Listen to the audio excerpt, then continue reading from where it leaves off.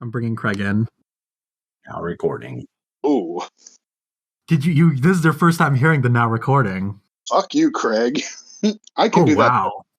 that. Now recording. Oh shit! I just got hard. Coming in with hot takes. I think you could do it better. Do it one more time. Now recording. Ooh. Hey. I just busted hard. Oh my god. This is CM, Cuddle Buddy Mike, coming to you live from the Philadelphia area of Pennsylvania. From the Philadelphia area of Philly. Not to get mixed up with Philadelphia, Ohio. Not to get mixed up with Philadelphia, where we're silly all the time. Oh, we're silly. That's where we record, is in Philadelphia. This is true. This is facts. We're little silly boys. No, we're spooky boys. You're right. Welcome, everyone. We got a special mini episode of the Spookberry Bois. Ooh. I'm scared We asked already. you all. I know, I'm so scared. It's so spoopy. A few days ago, we asked our friends and other people to submit some scary stories to be read on the podcast. And today we have our friend Mike with us to come and read one of his scary stories. Hey, how's it going, guys? Hello, darling. What's the talk about town? Hello, darling. Yes, well, I have a story to relay to you that was relayed to me Ooh. when I was a child, actually. Oh, okay. So this is like a very long game of telephone then. Can I just say, it's not about relay races, is it? No, has nothing to do with relay races. No. Okay, good. Okay, I have a fear. I have a phobia. Okay. Oh, okay.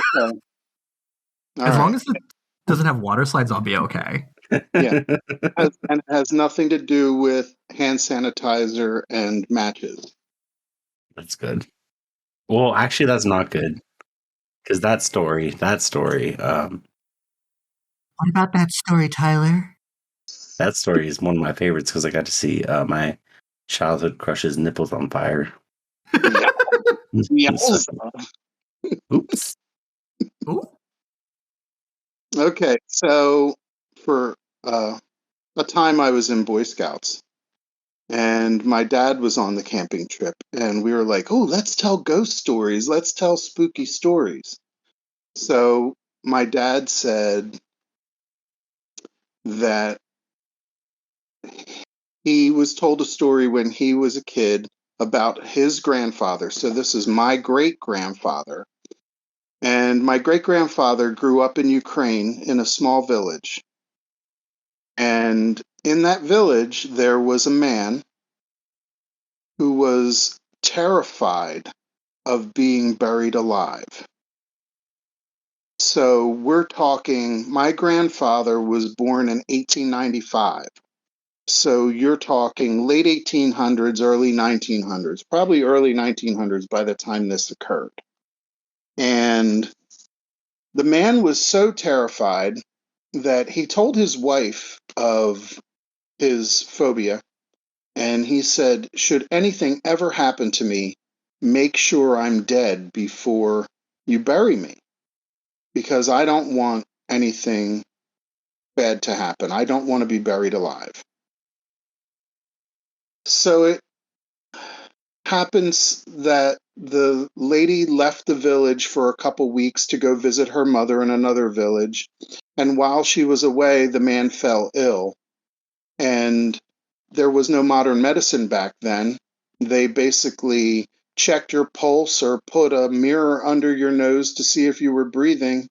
And if there were no signs of life, you were declared dead. And there were no embalming practices at that point, so they would bury you the next day. And since his wife was going to be gone for quite some time, the people of the village buried her husband. When she returned, she immediately had them open the grave. And when they did and opened the casket, what they found was horrific. The man's fingers were wore down to the bone. His fingernails were embedded in the lid of the coffin, and he had this terrified look on his face. And the reason I know that this is a true story is that my great-grandfather was at the grave site when they opened the coffin. What? That's The so end. creepy. He spent his whole life being terrified of being buried alive, and then it fucking happened. It fucking happened. How did that happen? Well, like I said, he probably slipped into a coma where his life signs were nil, and the village doctor, who probably really wasn't a doctor, probably declared him dead. And because his wife was going to be gone for so long, they just didn't want the body rotting while she was away, and they took it upon themselves to bury him. And interestingly enough, the fact that you asked for a spooky story, I was flipping through videos on YouTube last night, and I saw a video of this man who goes to old cemeteries. And there is one where a man who was scared to be buried alive, and that's what reminded me of this story, had an elaborate grave constructed where there was a viewport from the top of the ground down into his casket that you could see his face.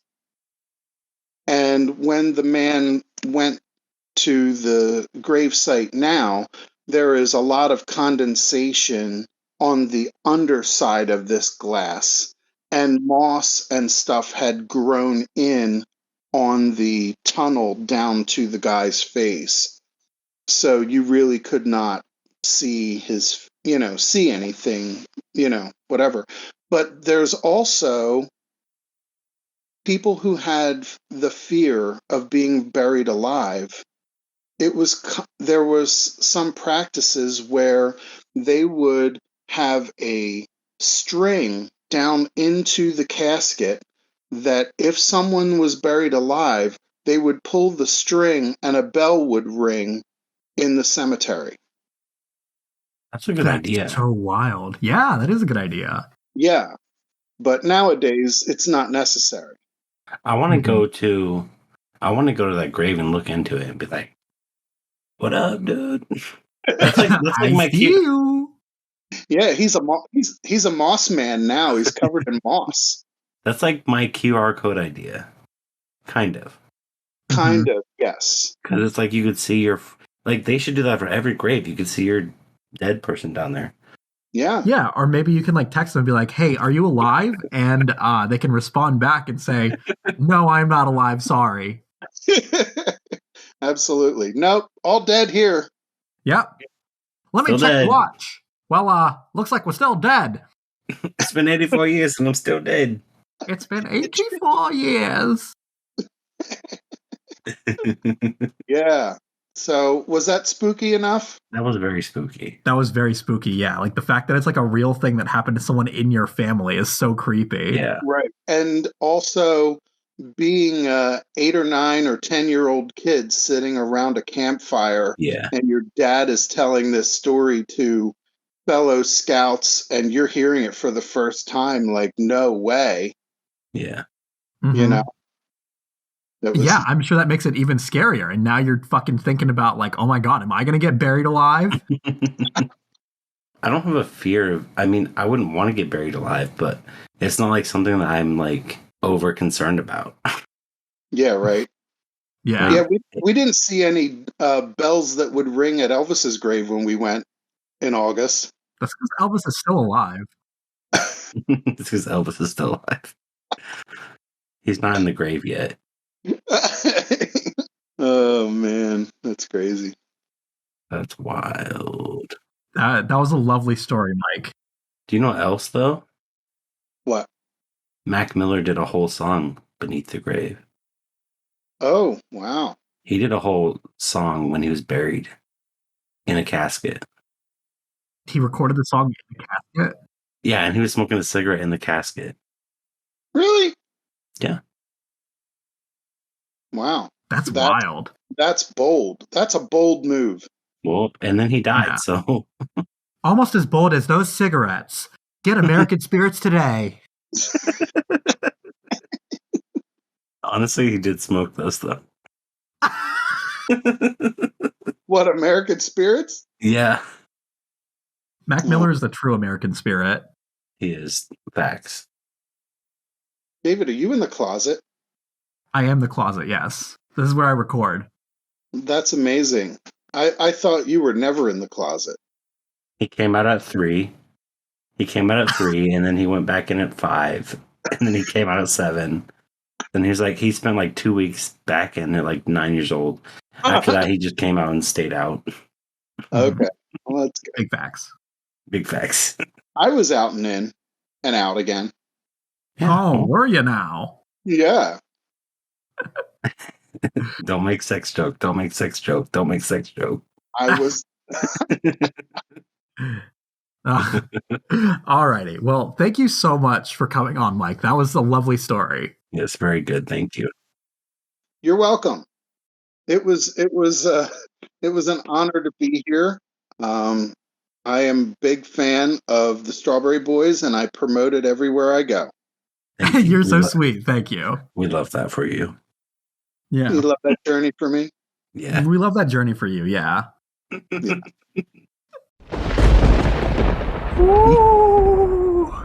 Wait, I thought this was Halloween, not Valentine's Day. This is Halloween, not fucking Phantom of the Opera. Alrighty, well, we are back again with our friend Mike, and he has a friend along with him named Jayson. Hi. Welcome. How are you doing today? I'm doing pretty good. How about you? I am fabulous. Glad to hear it. Yes. All right. So Jayson is here, and he's going to tell us a scary story. So are you everyone ready? Ready? Wait. Okay, I'm ready. Let's go. Okay. I'm ready now. Well, All right. Buckle in, because we're about to get real spooky on the runway. I know, dude. Okay, let's go. I'm ready. All right. All right. Yes. Regale us with your story, Jayson. Alrighty. All right. So this is a story of my freshman year of college. I live in PA, and one of my colleges near here is where I attend. It's kind of fun and kind of boring, and also very much haunted. So freshmen usually go to a place called Fournier, which is the main building, the oldest building, and the one that's definitely haunted. So we as freshmen just decide to fuck around and do normal things. It's what we usually do. And some of the freshmen started noticing footprints starting to appear on the walls. As silly as it sounds. Yeah. We took photographic evidence of it, of just footprints. At first, we thought it was just normal freshmen being freshmen, but then they started getting smaller to the point where it can't be us. So that's just the beginning of it. We lived in there for a couple months, and we didn't hear much. It was like around 12-ish, 1 a.m. I was doing laundry, and I swear to you, there was just this little girl standing in the middle of the hallway, and she had the same uniform they had back in the day, and I kind of panicked and went back to get my laundry. I was just not dealing with it. By the time I got back, there was nothing left. And I just carried on with my day. And yeah, I'm never doing laundry past 9 p.m. Not Come again. play with me, Jayson. How about no? Sorry, fucking scary ass girl. God, it sounds like The Shining. Yeah, it does. Literally. Yeah. One of the funny thing is, It's not the first time this has happened. I've heard from many freshmen the same exact story. It's either something's going around or is genuinely haunted, and I'm not here to find out. That's terrifying. Did you ask anyone about Yeah, who she might be? yeah, we have we think it might be like a child who died, but we have no records of the school, and people tend to find the same person, so something's there. And how old is the school? It was built in the 1900s late. I wonder if you if you Google it, if you could find out anything else. Like, I'm sure you did, probably. We all did, but we just no Nobody one could said find there's anything. nothing about it. Wow. The school's pretty good at covering its tracks, apparently. This might be a case for the library boys. The library. We're going down. Next episode, we're going to Pennsylvania. We're going to find out what happened to the little girl. Yeah. What's her deal? Like, literally, what's her damage? If she shows up, I'm going to punch her in the fucking head. We're going to, like, all get around and, like, have a Ouija board and just start fucking antagonizing her. Exactly. What the fuck is your problem? You scared my friend. Get the fuck out of here. I'm going to ruin your career. Like, oh my god, can't even afford Starbucks. Where the fuck is my Starbucks? Oh, you want to hang around the school? Well, why don't you go hang around the Starbucks and go get me a nice latte? Fuck you and your goofy uniform. Yeah. I'm just going to bring a bunch of rocks in there and throw them at her. Ghost rocks.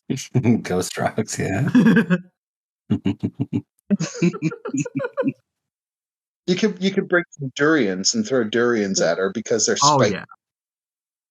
What if she likes durians and she catches them and eats them? And rubs them in her eyes. Yeah, she rubs them in her eyes. She's like, ooh, nice spa day. No, if she loves them, then like she'll eat them and be like, sick, bro, thanks. And then she'll go away.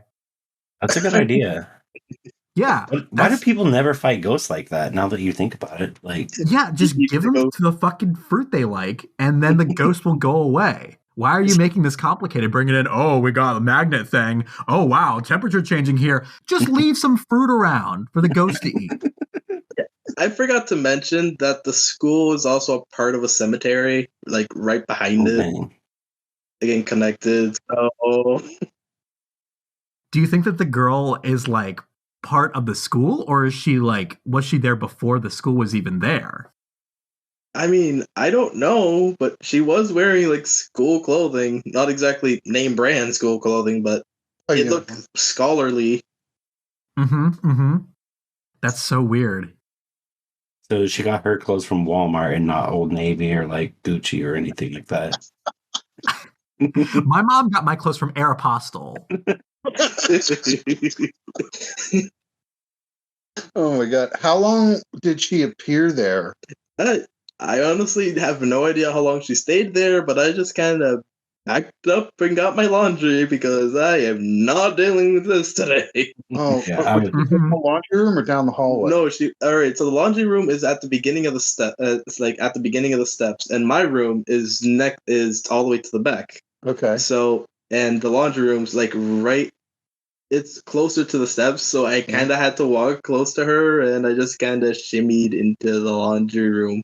You walked past her? No, not past her, but I had to get closer. Oh, I would have left my clothes. I would have just gone home and quit college and just been done.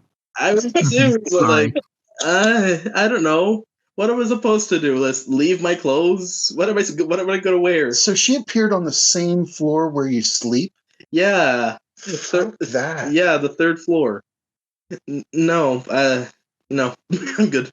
We're gonna get some magnifying glasses and we're gonna go find her. And it's a Catholic school too, of all places. Ooh, never mind, I'm out. Or maybe she slept on the third floor and fell down the stairs or something. Yeah, it could be innocent. I'm sorry, Sydney. You just don't fit in. I'm gonna kill you real quick. All right, bye. Yeah, sorry. This is just what we do. It's our hazing ritual. We just kill the people that try to join our fraternity. Oh, I'm kind of creeped out right now. That's a good That's a good idea for a scary movie. If you make it through the night, you get to be a part of the fraternity. If you don't, you're dead. That's really good, Tyler. I like that. That was a really spooky story, Jayson. I live there. Yeah. Yeah, I would have left immediately. I would just thank the Lord for that, but I still live there. Yeah. Yeah. Like Mike's story was spooky because, like, oh, that's a really scary thing to happen. But it's like, this is your life. Yeah, he lived it. I didn't experience my story. Jayson experienced his. And I would be fine if I just left the day after, but I go to college there. I still go to those dorms. What am I supposed to do? Exactly. Yeah. Yeah. Alrighty. Well, thank you, Jayson, so much. Thank you both of you, Mike and Jayson, for coming on. We greatly appreciate your stories. They're very spooky, and I'm sure the listeners are very excited about them too. If you want to get your story on the podcast, hit us up on our email at strawberryboyspodcast@gmail.com. You can also go to our Facebook page and reach out to us there. We're at Strawberry Boys Podcast. We look forward to hearing from you. Yeah. Yeah. All right. Thanks, y'all. Thanks for joining us. Thank you, guys. Bye. Bye.